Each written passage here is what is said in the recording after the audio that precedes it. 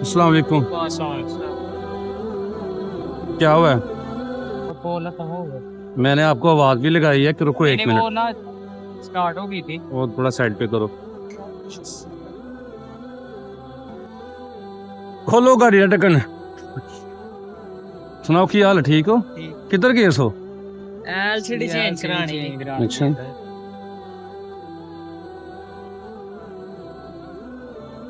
चल बड़ा है। पालो पालो, सारा पाला है। मेहरबानी। सारा बस पाल पेट्रोल पंप तक जाना है। पाला पाला 3-4 किलोमीटर है। जीपीएस होदा कोई गल मेरा पता, सारा पाला है। थोड़ा जिहा और पाला। ओ यार पाला ਤੁਹਾਡੇ ਲਈ ਰੱਖਿਆ यार, कर बनांदे कल ही हो। शर्मांदे पे क्यों हो? शर्माना यार। ਚੱਲ ਟੱਕਣਾ।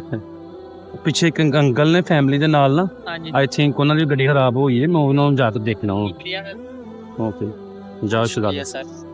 ਕੋਈ ਗੱਲ ਨਹੀਂ, ਛੋਟੇ ਭਰਾਓ ਤੁਸੀਂ, ਸ਼ੁਕਰੀਆ ਇਹ ਕਾਦੀ ਗੱਲ ਹੈ। ਸ਼ੁਕਰੀਆ ਦੀ ਗੱਲ ਹੈ। ਹਾਂਜੀ ਤੁਸੀਂ ਵੀ ਕਿਤੇ ਆਂਦੇ ਜਾਂਦੇ ਕਿਸੇ ਦੇ ਵੇਖੋ ਨਾ ਬਾਈਕ ਖਰਾਬ ਹੈ, ਹਾਂਜੀ ਛੋਟਾ ਜਿਹਾ ਹੈਲਪ ਕੋਈ ਕਰ ਦਵੋ। ਹਾਂਜੀ ਕਿਸੇ ਨੂੰ ਕੋਈ ਧੱਕਾ ਲਾ ਦਿੱਤਾ, ਉਹਦਾ ਹੁਣ ਤੁਹਾਨੂੰ ਬਰਕਤ ਦੇ ਤੇ दुआई चाहिए। बहुत शुक्रिया, जज़ाकल्लाह। जाएं आप। ਸਿਹਤ ਤੰਦਰੁਸਤੀ ਕੇ ਲੰਬੀ ਉਮਰ ਦੇ। बहुत शुक्रिया।